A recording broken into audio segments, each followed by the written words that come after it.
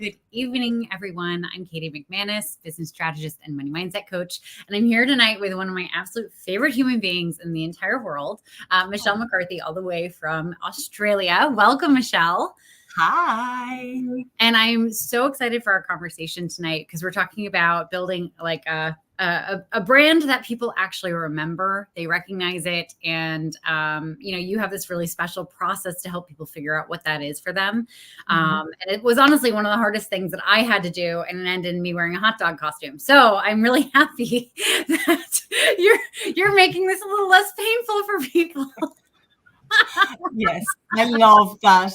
That you're using a hot dog in your branding. It's so random. And I love the randomness of it all.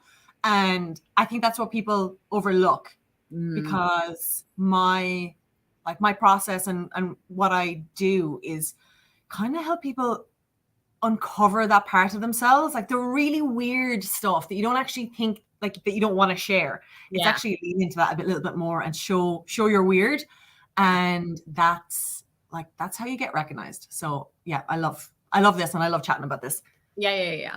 Well, and I love your story because you came from branding and you did a lot of design work and you were working with companies and you were helping them kind of figure out their brand. And then when you kind of flipped into doing your own brand, you realized like that doesn't work. Yeah, 100%. It was, so I studied visual communications, which is like a fancy way of saying like graphic design. Yeah. And went through like the normal process, worked for agencies, worked in design, got into branding, brand strategy, and worked for some really, really big companies. And then I was like, you know what? I want to set up my own design agency. So packed in my corporate gig and was like, easy peasy. I do this for a living. I'm going to like create my own brand, be a millionaire by Tuesday, happy days. And I actually discovered it was actually really, really hard. That like corporate strategy and corporate branding is totally different from personal branding. Yeah. So that's when I kind of realized that, well, if I'm struggling with it and I've got all this experience and this is literally what I get paid to do, then there has to be people out there who aren't in this industry and are just like, what do I do? So yeah. There are a lot of us out there. Yeah. Well, and it's funny because it's like this, it's kind of like people who are on LinkedIn and they used to use LinkedIn to find jobs and now they're on LinkedIn trying to find clients, and it just operates in a very different fashion for that purpose. And Yeah. And I am that person as well, because I got my last corporate gig I got through LinkedIn. I've got several jobs through LinkedIn, and now I'm, like you said, I've switched it now to build my own brand and get my own clients through there as well. So yeah, it definitely operates a little bit differently and trying to figure out the mechanics of it all. Yeah. Well, and I love where you start with clients, because building a personal brand, especially when you have your own business, and I say this to my clients all the time, is that, we have to figure out what the market wants from you. Yeah. Right. Exactly. And you can only figure that out once you start getting clients. And so everyone wants to start with doing the brand first. And it's like, well, you have to see what is resonating with people first. Yes. There's like two different parts of it. You have to do obviously your market research to figure out if your idea is viable. But then everybody wants to not make any mistakes and be super, super polished. And, the perfectionist in all of us just wants to just step into it as like the best part of us. And then, but what you need to do is, I call it like the teenage phase. When you were in school and you might have had like a goth phase or like an emo phase, or, you just did, you look back and you're like, oh my God. I had a cut my own hair phase. It was really, really bad. As school pictures, I don't show to anyone. They were Yeah. You have to go through all of that to kind of like figure out who you are. And that's what like your teenagers and your teenage years and your early 20s is all about. But like a bit of branding, particularly personal branding, there's a lot in that as well. You need to throw spaghetti at the wall, see what sticks, and try things on for size. And the more you kind of put yourself out there and share, like I said, those weird parts of yourself, and you go, oh my God, and I didn't die, and people actually like it, then it allows you to kind of like lean into it a little bit more. and see what you like and what you don't like and what your audience likes and doesn't like. And then that's how it gets polished over time. Everybody just wants to skip to the end, myself included. Like want to be super, super polished and I want to be there already. But it's in the grunt work and it's in the experimenting that all the nuggets are found. Right. Yeah. And going through the process with you, I loved that you're not just looking at like all the glitzy and glammy parts of people's lives. Like you're actually digging into like things that people are ashamed of and scared of and like are worried about like everyone finding out about, because we all have those quote unquote skeletons in our closet. Exactly. That's exactly it. I mean, perfect example. And I shared this on my Instagram story last night. So Alex Cooper, also, if anyone's watching this is not safe for work, by the way. Just people know that. I would put in your headphones now. I'll give you about 10 seconds. I shared on my story. So Alex Cooper, Call Her Daddy podcast, biggest podcast in the world. She is the definition of leaning into your effed upness and the stuff. She has built her personal brand on talking about blowjobs, sex, drink, drugs, like the whole, maybe not drugs, but like all that stuff. She's talked about all the messed up things she's done in college, all these things. And she is the #1 podcast in the world, and celebrities are queuing up to get on her podcast. Yeah. Like that's the stuff that none of us want to talk about. None of us want to talk about that time in college where we got drunk and we did this one thing or whatever. Nobody, like that's the stuff we shy away from. And she has literally built her brand on that. And she is on the Wall Street Journal this week. The Wall Street Journal. Yeah. Blowjobs and Wall Street Journal don't really go together, but somehow she's made it work. If you saw The Wolf of Wall Street, then yes. I guess that's true. So maybe they do go together. But so I just love her as an example of being authentic, being vulnerable, but also just being weird and owning your weird and figuring out whatever that is for you. I mean, it doesn't have to be about your sex life. It can be anything. Yeah. But figuring out what those bits are. And that's where, that's what I do with my clients. But then also that's also where the experimentation comes in. Right. Because you try it on and see, oh yeah, okay, this people like this. And I feel comfortable sharing this, or maybe I don't. And Yeah, it's funny. In the last 6 months, especially, I've been noticing this with my clients that like really your level of success will stop at the level of your shame. Wow. Yeah. It's just like whatever shame you have, like, and it doesn't even have to be related to your business. It can genuinely be like shame that you have from where you grew up and what your story is, what school you went to.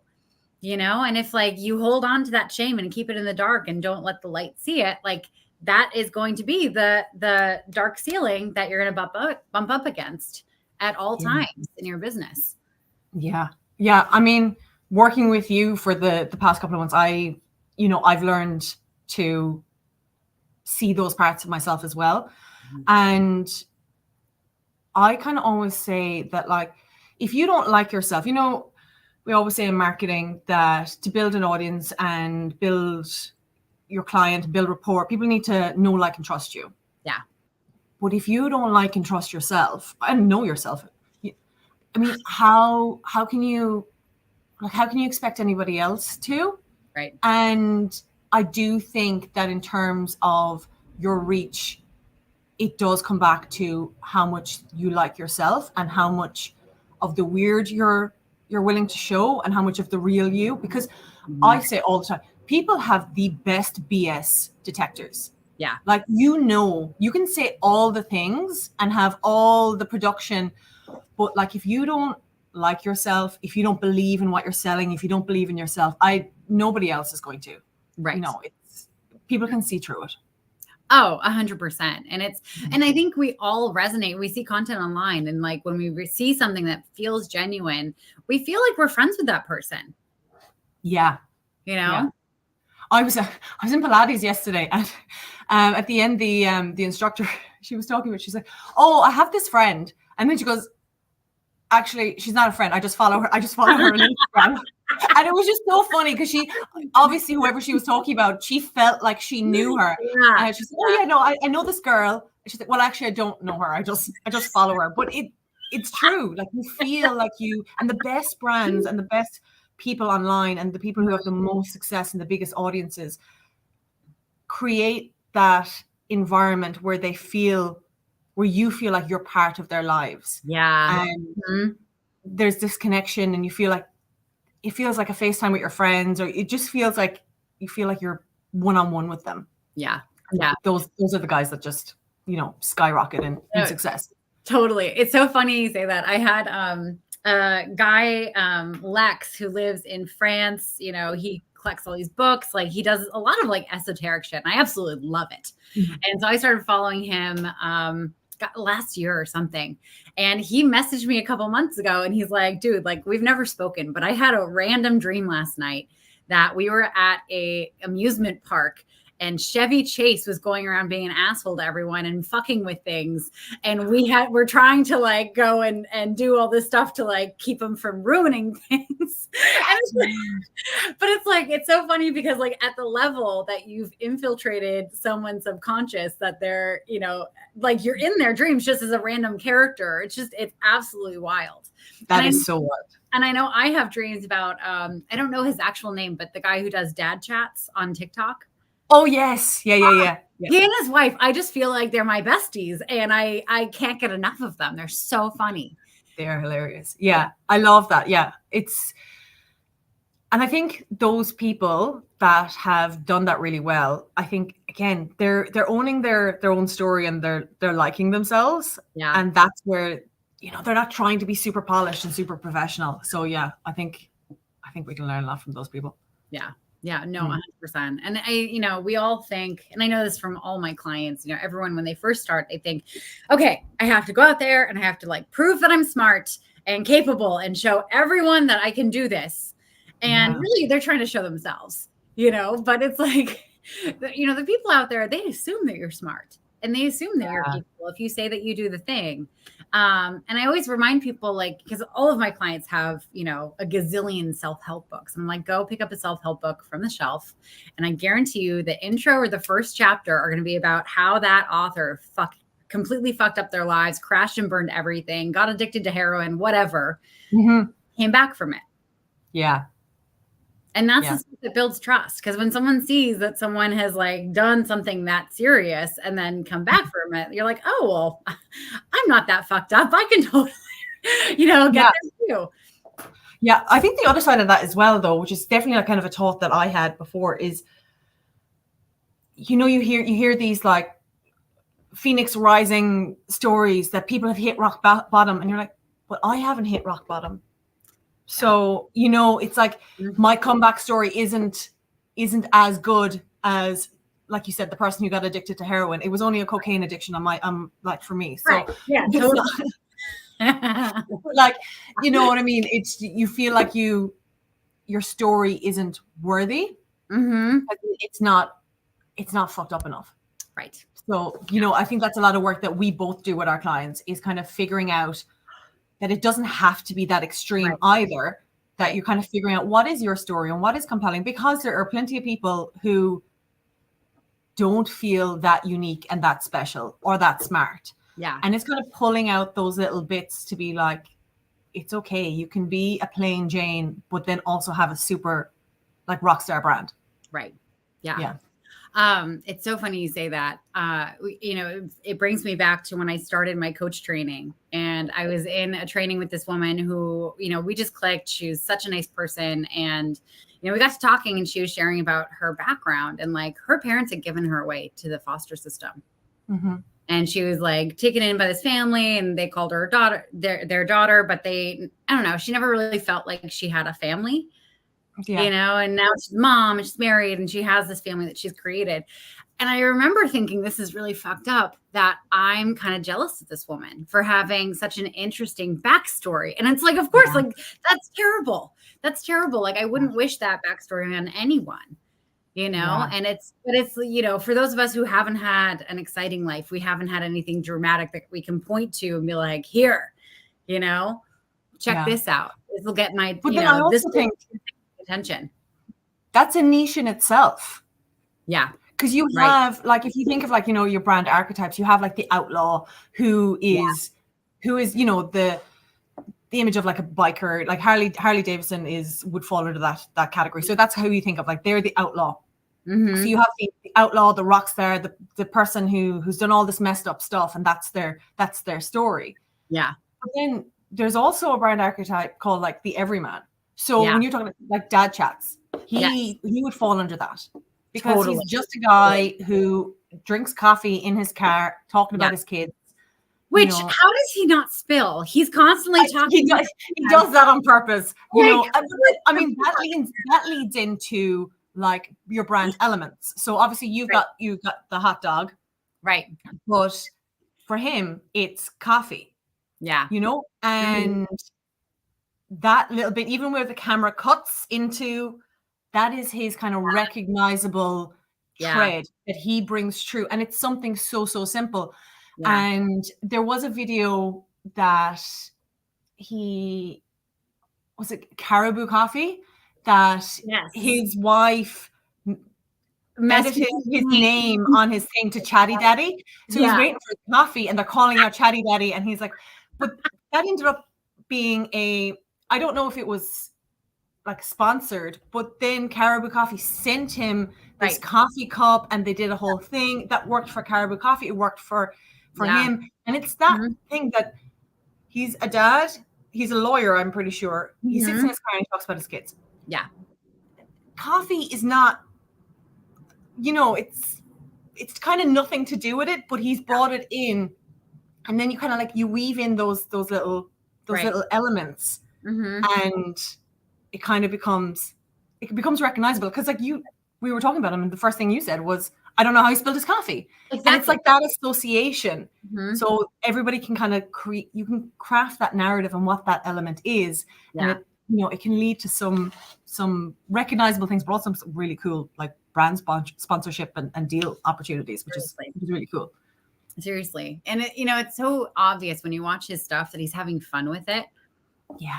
You know, and that he's not overthinking it, you know, because sometimes he gets on, if he wants to talk about something political, he just kind of gives himself full permission to go there. Yeah. And because this is just kind of like his internet friends that he talks at, you know, of course we all want to hear his 2 cents on whatever bill got passed or things that are happening in the US, which we won't even touch upon right now. Yvonne, success can be kind of boring and normal. No need for extreme dramatic backstory. Yes. Yeah, totally. Yeah, definitely. Yeah. Also, just like if we were talking about shame and kind of showing up and things that would hold us back, again, he's a lawyer. Yeah. I'm sure if he was to talk to any of his peers and be like, hey, I'm thinking of getting on TikTok and, you know, talking about political statements, but doing it in a very candid, unprofessional way, I'm pretty sure all of them would be like, I don't think that's a good idea. Right. You know, like, so yeah, don't listen to those old men, but like there's just to say that there's room for everybody, and there's room to do the more candid stuff regardless of what your industry is, and even if it's not industry norm. Yeah. Well, and you know, back to him, because he's such a great example, because he is that everyman.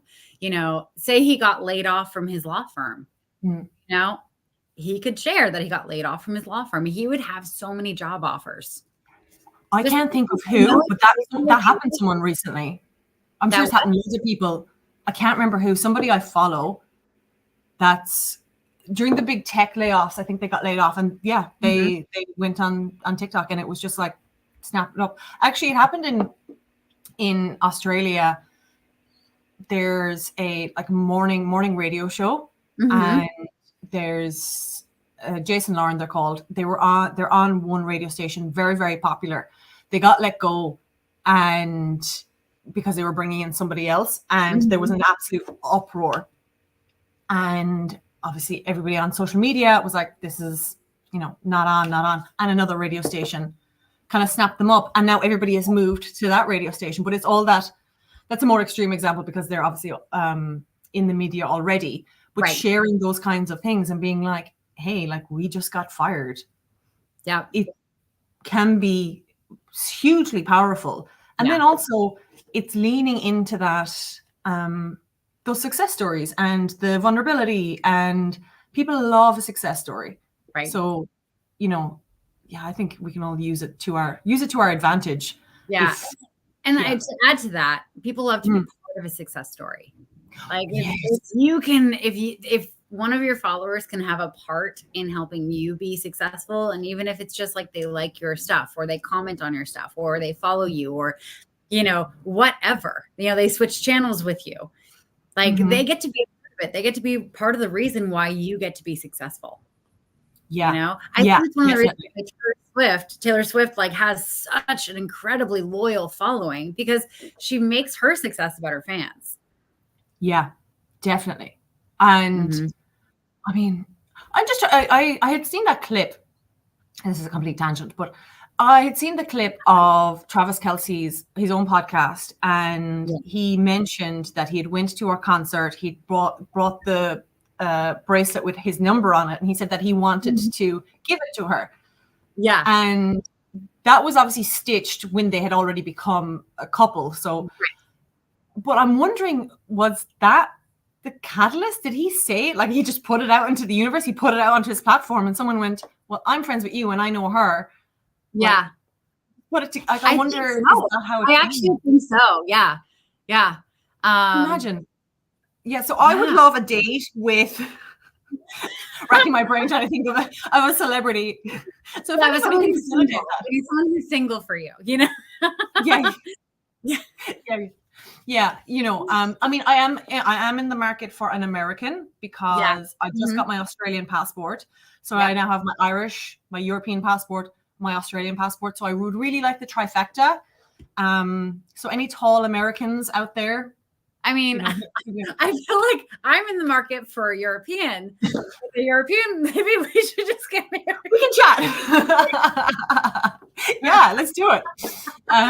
Passport exchange. Yeah. People do that all the time. It's fun. All good. Yes. Yeah, that was a tangent. But yeah, so putting it out into the universe, and putting it out into the universe, but also putting it out to your followers and your network, and your being like, yeah, this is what I want. I want a new job, or I need more clients, or and people, like you said, people love to be like, I help them do that, you know? Yeah, no, 100%.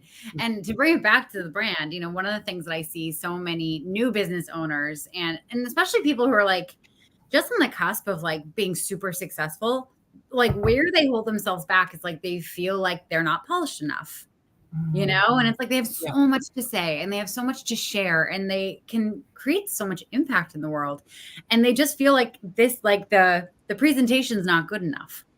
Yeah. You know? And really doing some work on your personal brand can give you enough of a boost that you can just go and do anything you want. Yeah, definitely. I feel like there's a couple of different people could fall into a couple of different categories, and I don't think you need to be super polished, right? But chances are your personal brand does need work. So usually when people think of being super polished, particularly when we think about LinkedIn, you know, we think of like the blazers, the really nice, you know, portrait shots, and being super professional. Right. I don't think you need that. Right. But I do think that your brand needs work in terms of figuring out who you are. Like I said, liking who you are, figuring out the elements of you that you want to incorporate into the brand. So that weirdness, like it doesn't have to be everything. One of the things that people say to me all the time is, you know, like authenticity is like a word that's been thrown around a lot recently. So people talk about authenticity and vulnerability, and vulnerability is not coming online and trauma dumping. Vulnerability is not being like, oh, my life is so hard because I have no clients, and life is, you know, it's nobody wants to hear that. No, you know, no. It's just showing that not professionals or less professional side of you. And it's just kind of like weaving that in and showing that it doesn't have to be everything. So, you know, you don't have to show your kids at all. You obviously don't want to share where you live, those kinds of things. There's a lot of things that you don't have to share, but you can still be vulnerable. Like, you don't have to go to the Alex Cooper extreme and, you know, talk about like all your sexual encounters either. You know, there's a middle ground. There's a middle ground. Totally. Yeah. Using that little bit of personality. And then what ends up happening is, first of all, you feel safe to show up, and you actually kind of own and integrate that part of yourself, which is beautiful. And that helps with your self-confidence.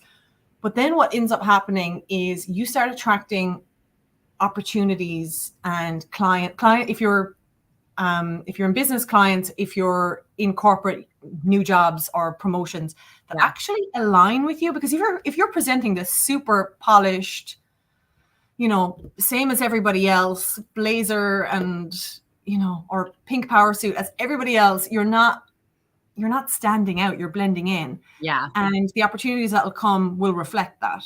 Whereas if you own your weird and everyone goes, she's weird like me, you know, what she said was highly unprofessional, but I also know that she has the skills to do this professional thing. Right.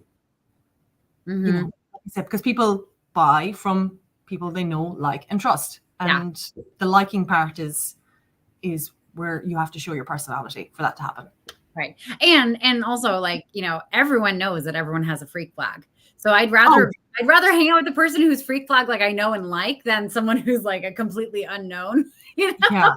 And I think that's a beautiful thing about TikTok at the moment is because, like, obviously as a millennial, I didn't grow up with Instagram, but obviously was there when Instagram came about, and, you know, everything was highly edited and everything was curated, and it kind of moved away from it slightly, but it's still the more polished of the two platforms, whereas TikTok is just random. And the stuff that people are putting on there is seriously unhinged. Yes. It is so, like, there is the most random of things in all areas, all freakiness. Yes. And you're going, okay, well, if you can do that, and you know, the world didn't implode, then I can show which I guarantee you it's not even that weird. I think that's the whole thing, is that we think that our weird thing is super weird and super shameful. I guarantee you it's not. Like, it's not. Like, I'm sure like it's fine. Yeah. You know? Well, and the two examples I'm thinking of as you're sharing this is Jordan the Stallion. Yeah. You know, he's like 24, and he started on TikTok, I think, sharing like how to get free shit from fast food places, because he's a poor 24-year-old. And he literally just did a TikTok with like a famous actor, I can't remember the name, who people think he looks like, you know, but it's like, here's this like normal 24-year-old who like literally started it, sharing, here's some hacks to like get more chicken nuggets, literally. Yeah. You know? And here he's grown his following, like people know him, they like him, and like so many opportunities for his career in entertainment. And then I don't know if you know Jax. I think it's Jax. She's the one that wrote the Victoria's Secret song. Oh, about the man in Ohio? Yes. Yeah. I love that song. So I think she started off writing songs about what a bad babysitter she was. Or something. I was looking this up. Like a rabbit hole after this. Yeah. I think people are screaming out for vulnerability. People, not even vulnerability, just realness. Like we've moved past that super curated Instagram feed and super professional LinkedIn. That people are going to be. People just want more. They want realness. I think it also comes off the back of COVID and working from home and this everything being digital, that because we're all working from home, you don't have the, you know, walk over to the water cooler or walk over to someone's desk and have those kind of random chats. Yeah.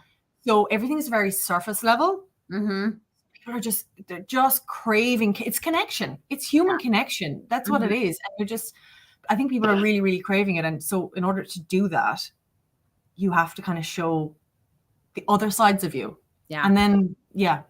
You know, it's funny, during the pandemic, that's exactly how I used TikTok. Is I felt lonely, and I would literally just pour a glass of wine and go and like scroll on TikTok and like hang out with my friends. You know, they didn't know me, but they were my friends. I want to bring this back to branding because I know we have a few people that are watching who are going to need to be doing this work fairly soon. Where should someone start if they're thinking about working with someone like you? To kind of mentally prepare for, starting this project of curating their personal brand? Yeah. So I would kind of start documenting the different parts of you if you can. It can be a quite difficult and daunting task because first of all, you live with you your whole life. So it's really hard to be objective with yourself. So I would take little notes. I wouldn't bother with any of what I call the fun stuff. People want to rush to that. So the logos, the colors, the brand photo shoot, that'll come later, because what ends up happening if you do that first, because like I said, everyone wants to get to that polished end, you're going to end up having to redo it because we have to pull out those parts of you and weave it in. So the self-discovery part, and then also figuring out what your goals are, because we did this. It's like the first part of it's one of the first parts of my framework, but I couldn't do it for myself. I had to give it to you to do it to me. So I created a framework and then gave it to you to bring me through. Which you can't be objective. Was so much fun to go through someone else's framework, to be like, oh my God, like what a cool thing. Because also I wasn't really sure where we were going with it because it's your expertise, So it was so much I remember we did one, and then I was like, that's an excellent question. It was my fucking question. but I just loved it. You asked me something and I was like, that's really stumped me. Like completely forgetting that I'd actually written this and sent it to you beforehand. So it's really hard to be objective. You need someone to kind of like hold space and do that. But one of the things that we did when we were talking about the goals, and we were talking about, the type of house that I'd live in and what it looked like and how people would interact. It was very obvious to me that comfort, relaxation, friends, that real, cozy vibe is really important to me. And I didn't realize that until we went through that. But then when it got to doing my brand photo shoot, which I did last week, deciding on the location was very easy, because it then was like, okay, cool, we're going to do this in a house. I actually did it in my house, but because we were able to incorporate those elements, me going to like a super polished, nice studio wouldn't have worked. Whereas if I had booked the location at the start of this process, I probably would have just booked in a studio. Right. So back to your question, figuring out where your goals are can actually be really enlightening in terms of what kind of brand and what parts of you want to showcase. Right. Yeah. I went off on a tangent. Did I answer your question? Yeah, no, 100%. And also, it's for those of you who are struggling with your goals, this is also part of what you do, right? With your clients. They're unsure of what their goals are. You help them with all the questions that you had me ask you. Yes. This is what I find so fascinating. And we do this in lots of different areas. So we think that because we've thought about it, like, oh, your goals. Yeah, I know what I want. And it floats around like a little marble in your brain, but you haven't taken the time to actually like nut it out and write it down and focus on it. The same goes for like your brand personality and your messaging and your values. People are like, I know what my values are. I know what, and then you don't actually take the time to write it down. You think and it floats around in your brain and you never actually utilize it. Yeah. So creating that space and actually going through the process and writing everything down so that you can actually use it in your messaging and in your branding is super important, rather than just letting it float around up there where it's going to get lost. No, 100%. Especially for those of us with ADHD, something that's just floating around your head is never going to become real. It has to be visible to you at all times. Yeah. And it has to get your attention. Yeah. Yeah, definitely. Awesome. Any final pieces of advice you have for someone who like wants to find what's interesting about themselves? I would do some kind of self-discovery, sitting with yourself. It's really easy, like I said, to be really impatient and want to get to the end. Figuring it out and let it kind of unfold mine is still unfolding, and the more I get comfortable sharing one little piece, it gets better and gets better and more refined. So yeah, I would just spend some time sitting with yourself. And again, it's one of those things that you're like, yeah, I'll do that, or I don't need to do that. Sit with yourself, figure out what you like, what you don't like, and start incorporating it. Yeah. Awesome. And if someone wants to get in touch to work with you, how do they do that? So my social handles is I'm Michelle McCarthy on all socials. You can find me there. You can also book in a strategy session. I'm doing 10, well, there's 8 left, free strategy sessions, which valued at about $500. You can book in with me and we can go through and create a strategy and actually give you some actionable steps for what your next steps are, completely customized to you. So yeah, you can book those. That's in all my link in all my bios. Yeah. And maybe after this, we can go in and drop those links in the comments. Smart idea. Yeah. Okay. Amazing. Thank you so much for doing this. This has been thank you for having me. It's so much fun. Like every time I get to hang out with you, I'm just delighted. How come always we end up talking about dicks for some reason? It's always in there somewhere. There's always like dirty jokes and so always. Yeah. Anyway, or me choking on my own spit and anyway, for those of you who've been with us, I hope this has been really helpful. And I cannot wait to see you in my next live. I'm Katie McManus, business strategist and money mindset coach. And this has been Michelle McCarthy, brand specialist. And thank you so much for having me. And I'll chat soon. All right. Chat soon. Bye. Bye.